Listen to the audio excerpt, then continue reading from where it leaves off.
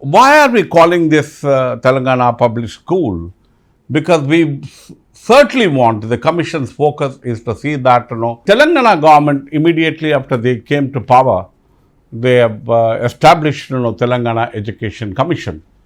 The Telangana Education Commission has been established with a purpose to improve the quality of education, excellence in education at various kinds of levels. Not only at the school education, they also wanted us to look at the status of intermediate education, collegiate education, university education, and technical education.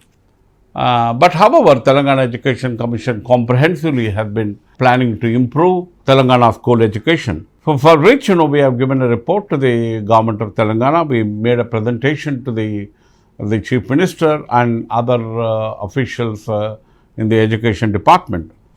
After that, the government has given us approval for developing 104 schools.